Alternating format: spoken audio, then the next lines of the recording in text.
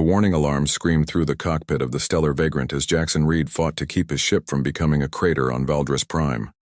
Sparks flew from the control panel while smoke filled the cramped space, making his eyes water as he wrestled with unresponsive controls. "Nix, tell me you've got something," he shouted over the din of failing systems. The ship's AI responded in her usual calm tone, though even she couldn't hide the strain in her synthetic voice. "Emergency. Landing protocols engaged, Jackson. I'm detecting a clearing approximately 2 kilometers from what appears to be a major settlement. Probability of survival is 63%. I've beaten worse odds," Jackson muttered, gripping the controls tighter as the ground rushed up to meet them. The ship hit hard, bouncing twice before sliding to a stop in a shower of dirt and twisted metal. For a moment, everything was silent except for the hiss of escaping gases and the tick of cooling metal. Jackson unbuckled himself and ran a quick inventory. Nothing broken, though his ribs ached and his head throbbed. His dark hair was damp with sweat and his flight suit was torn at the shoulder. He grabbed his sidearm and the small pack containing his emergency supplies before making his way to the airlock.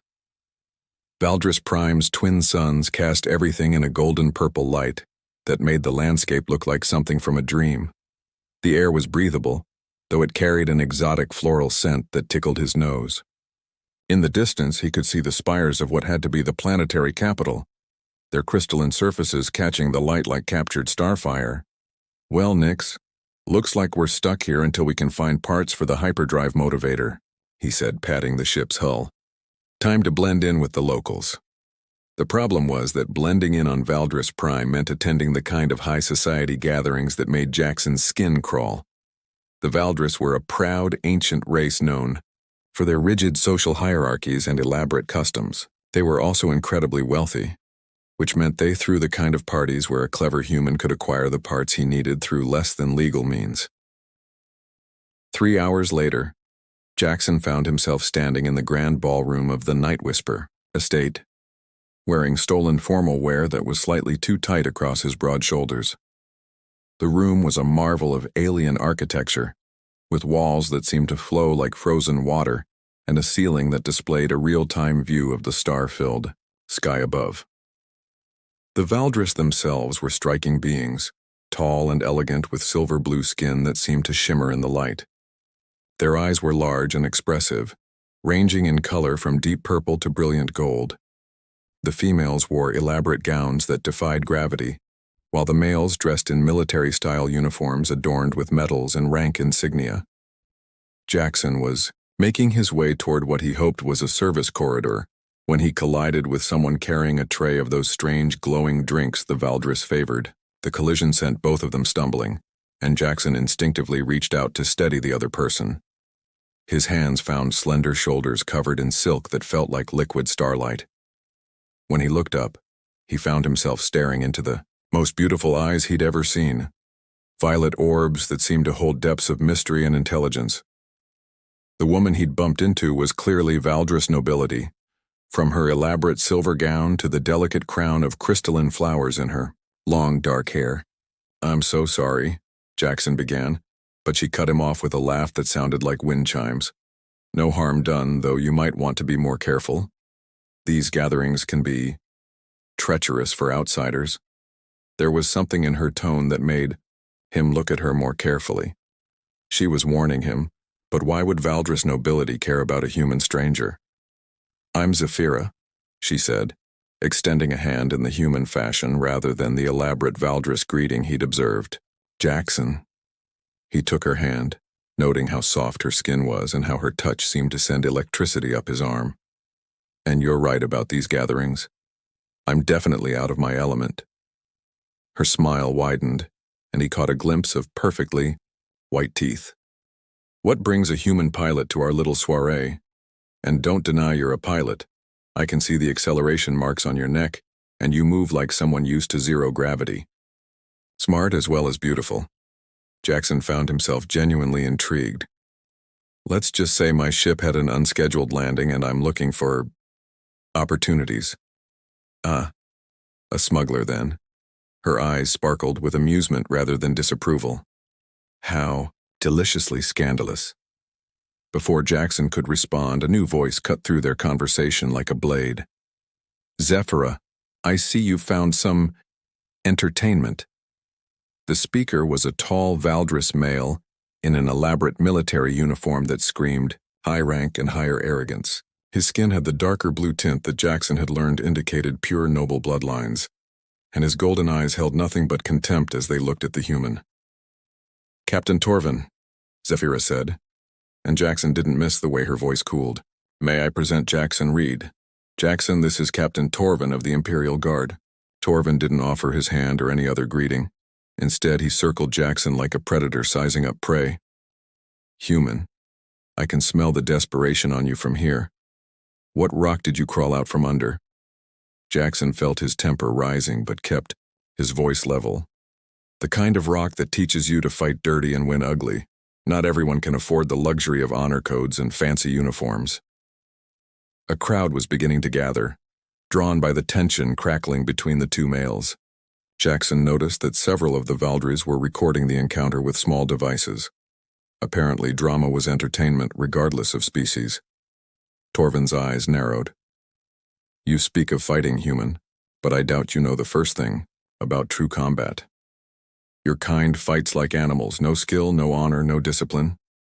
"Sometimes animals win," Jackson replied quietly. The captain's laugh was ugly. "Please, I've studied human military tactics. Crude, desperate, inefficient. You fight like starved dogs, snapping and clawing without thought or strategy." The insult hung in the air like a physical thing. Around them, the crowd had grown larger, and Jackson could feel their eyes on him.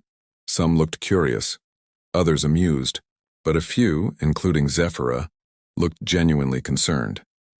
In that moment, Jackson made a decision that would change everything. Instead of walking away or making a clever comeback, he did something that shocked even himself. "You're absolutely right," he said, loud enough for everyone to hear. "I do fight like a starved dog, and you know what? That terrifies you." The crowd murmured, and Torvin's face darkened with anger.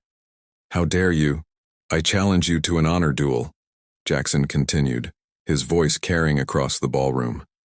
"Unless you're afraid that all your training and noble blood won't be enough against a desperate animal." The silence that followed was deafening. Honor duels were serious business among the Valdris, governed by ancient laws and traditions. Once issued and accepted, they couldn't be withdrawn. Torvin's hand moved instinctively to the ceremonial blade at his side. "You insolent—" "Do you accept?"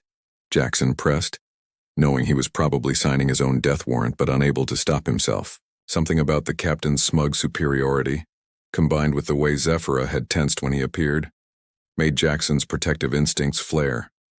"I accept," Torvin snarled. "Tomorrow at dawn, in the Circle of Honor. Blade combat. First blood, or yield." As the crowd erupted in excited chatter, Jackson felt a hand slip into his. Zephyra had moved to his side, her violet eyes wide with a mixture of admiration and terror. "Do you have any idea what you've just done?" she whispered. "Probably something incredibly stupid," he admitted, squeezing her hand gently. "But I've never been accused of being smart." She laughed despite her obvious worry. "Captain Torvin is one of the finest duelists in the Empire. He's never lost a formal challenge." Then it's about time someone changed that record. What Jackson didn't know was that honor duels on Valdris Prime were broadcast live across the planetary networks, and this particular duel, a human challenging one of their greatest warriors, had already caught the attention of media outlets across the galaxy. He also didn't know that Zephyra Nightwhisper was not just any noble, but the heir to one of the most powerful houses in the Valdris Empire, and that Captain Torvin was her arranged fiancé. Most importantly, he didn't know that his words, "I fight like a starved dog, and that terrifies you," were already being shared across social networks, translated into dozens of languages, and turning him into something he'd never wanted to be, famous. But as he stood there in that glittering ballroom, holding the hand of the most beautiful woman he'd ever met, and facing a duel that would likely end his life, Jackson Reed felt something he hadn't experienced in years. He felt truly alive. The challenge had been issued. The duel would be fought. And somewhere in the vast network of galactic communications, a simple phrase was beginning to spread like wildfire. You fight like a starved dog, and that terrifies you. By morning, the entire galaxy would know the name Jackson Reed. The question was whether he'd live long enough to enjoy his newfound fame. Dawn on Valdris Prime painted the sky in shades of amber and rose, but Jackson Reed barely noticed the beauty as he stood in the circle of honor. The ancient stone arena was packed with thousands of Valdris spectators, their silver skin gleaming in the morning light. Floating camera drones buzzed overhead like mechanical insects, broadcasting the spectacle to billions across the galaxy. Jackson wore simple combat gear, black pants, boots, and a sleeveless shirt that showed the scars on his arms from years of dangerous living. In his hand, he held a standard dueling blade, its weight familiar yet different from the weapons he was used to. Across the circle, Captain Torvin stood resplendent in ceremonial armor, his golden blade catching the sunlight. Like captured fire. Last chance to withdraw, human. Torvin called out, his voice amplified by the arena's acoustics. Yield now, and I might let you leave this world with most of your limbs intact. The crowd laughed, but Jackson noticed it wasn't entirely cruel. Some of the Valdris seemed genuinely curious about what this strange human would do. In the Noble's viewing box, he caught sight of Zephyra, her violet eyes fixed on him with an intensity that made his heart race. Thanks for the offer, Jackson replied, rolling his shoulders to loosen the tension. But I didn't come this far to back down from a pretty boy with shiny armor. The insult rippled through the crowd, and Torvin's face darkened with rage. You will regret those words, animal. The duel master, an ancient Valdris with skin like polished chrome, raised his staff. The challenge has been accepted. Combat will continue until first blood is drawn or one combatant yields. Honor to the victor, respect to the fallen. Begin. Torvin moved like lightning, his blade singing through the air in a perfect arc that would have taken Jackson's head off if he'd been standing still. But Jackson wasn't there anymore. Years of fighting in zero gravity had taught him to think in 3 dimensions, and he rolled under the strike, coming up in a crouch behind the captain. His blade flicked out in a quick slash that would have opened Torvin's hamstring, but the Valdris warrior spun away with fluid grace. The crowd gasped at the near miss. First blood had almost gone to the human in the opening seconds. Lucky, Torvin snarled, settling into a formal fighting stance. But luck won't save you. What followed was a deadly dance of steel and skill. Torvin fought with textbook precision, each move flowing into the next with practiced elegance. His blade work was beautiful to watch, a masterclass in traditional Valdris swordsmanship. Jackson fought like chaos given form. He ducked when he should have parried, rolled when he should have blocked, and attacked from angles that made no tactical sense. His style was ugly, desperate, and completely unpredictable. Every time Torvin tried to establish a rhythm, Jackson broke it with some bizarre maneuver that left the captain off balance. Stand still and fight like a warrior, Torvin shouted, frustration bleeding into his voice as another picture-perfect combination missed its target. Why would I do that? Jackson panted, wiping sweat from his eyes. You're better than me at warrior fighting, so I'm not going to fight like a warrior. The truth was starting to dawn on the crowd. This wasn't a traditional duel between equals. This was a masterclass in adaptation. The human was losing every technical exchange, but he wasn't trying to win those exchanges. He was trying to survive, them while wearing down his opponent's patience and precision. Torvin's next attack came with all the fury of wounded pride. His blade carved the air in a series of strikes that would have overwhelmed any conventional opponent. But Jackson didn't try to match him move for move. Instead, he grabbed a handful of arena sand and threw it in the captain's face. The crowd erupted in shocked gasps. Sand throwing wasn't against the rules. The ancient laws only forbade poison and outside assistance, but it certainly wasn't honorable. Dirty human trickery, someone shouted from the stands. Jackson used Torvin's momentary blindness to land his first real hit. A shallow cut across the captain's sword arm that drew a thin line of dark blue blood. But instead of claiming victory, he stepped back and waited for Torvin to clear his vision. Why? Torvin demanded, his golden eyes watering as he blinked away the sand. You could have ended it. Because this isn't about winning quickly, Jackson said, loud enough for the cameras to pick up. It's about proving a point. Torvin's face twisted with rage. What point? That humans are dishonorable savages? Jackson smiled, and something in that expression made the entire arena go quiet. The point is that when you're fighting for your life, honor is a luxury you can't afford. You called me a starved dog, and you were right. But you made one mistake. What mistake? Torvin snarled, raising his blade again. You assumed that was an insult. The captain's next attack was pure fury, all technique abandoned in favor of raw aggression. But anger made him sloppy. Predictable. Jackson sidestepped the wild swing and brought his blade up in a move that was part desperation, part brilliant timing. The tip of his sword found the gap between Torvin's armor plates, sliding through to nick the skin just below his collarbone. It was barely a scratch, but it was enough. First blood to the human, the duel master announced, his voice carrying clearly across the stunned arena. For a moment, nobody moved. Then Torvin's blade clattered to the stone as shock overtook rage. Impossible, he whispered. I am captain of the Imperial Guard. I have never lost. You still haven't lost, Jackson said quietly, extending his hand to help the captain up. You fought with honor and skill. I just fought to survive. The gesture was pure humanity, offering respect to a defeated opponent instead of gloating over victory. It was captured by dozens of cameras and would become one of the most shared images in galactic history. But it was Jackson's next words that truly made him famous. Looking directly into the nearest camera, sweat still dripping from his face and his voice carrying across the arena, he said, Yeah, I fight like a starved dog, hungry, desperate, and willing to do whatever it takes to survive. And you know what? When everything's on the line, when your back's against the wall and you've got nothing left to lose, that's exactly how you want to fight. Because starved dogs don't give up. They don't quit. They find a way to win, even when winning seems impossible. He paused, looking around at the sea of alien faces staring at him in stunned silence.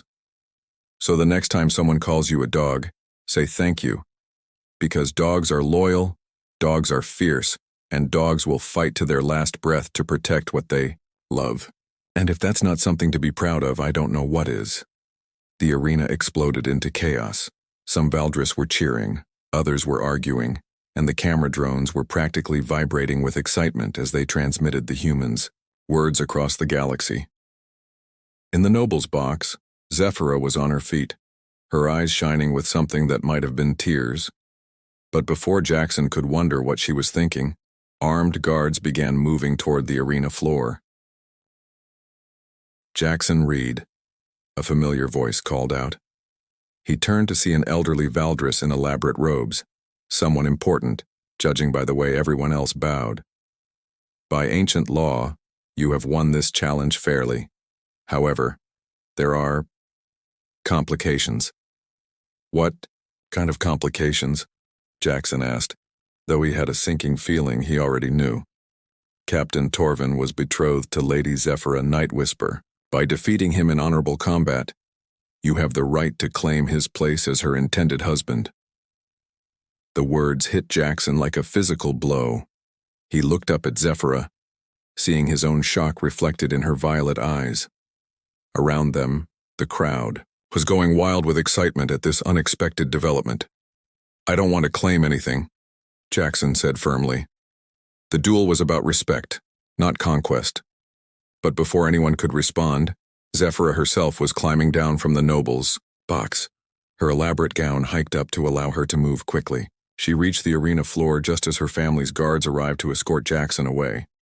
Wait, she called out, her voice carrying clearly in the suddenly quiet arena. If anyone has a right to speak about my future, it's me.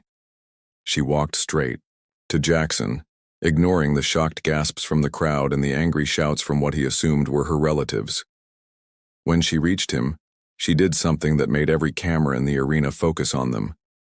She kissed him. It was soft and sweet and tasted like stardust and possibilities. When they broke apart, Jackson felt like the ground had shifted beneath his feet. I choose him, Zephyra announced, turning to face the crowd with her hand still in Jackson's.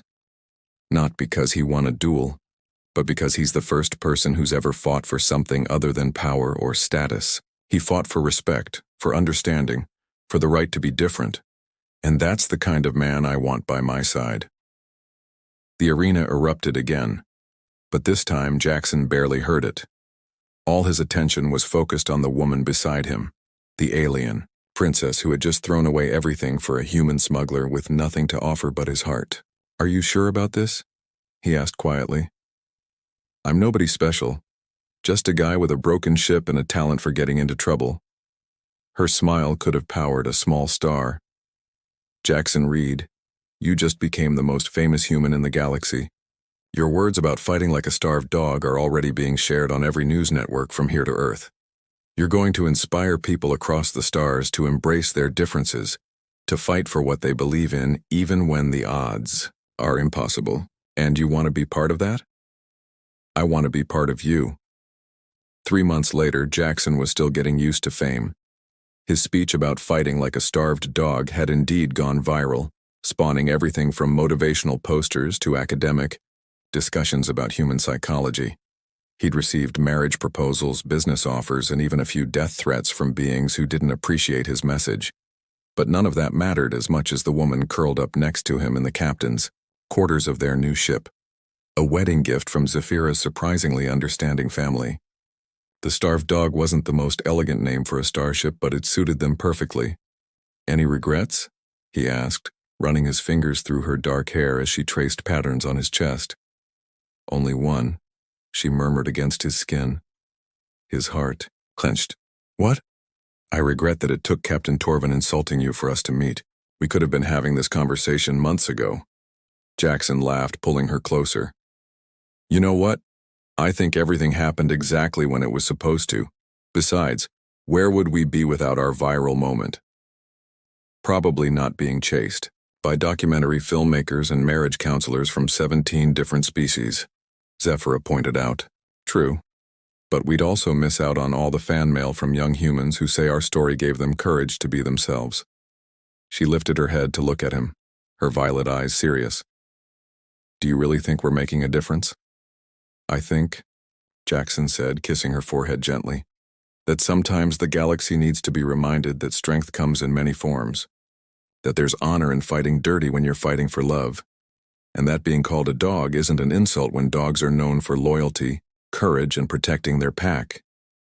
Is that what we are? A pack? We're whatever we want to be. That's the beautiful thing about being free." Outside their window, the stars wheeled in their ancient dance, and somewhere in the vast darkness, other beings were learning that it was okay to fight like starved dogs when the cause was worth it. That love could bridge any gap, even the one between species. And that sometimes the most powerful victories came not from following the rules, but from rewriting them entirely. Jackson Reed had crash-landed on Valdris Prime as a nobody. He was leaving as a legend, with the love of his life beside him and the whole galaxy watching to see what impossible thing they'd do next. And if that wasn't a proper ending to a story about fighting like a starved dog, he didn't know what was.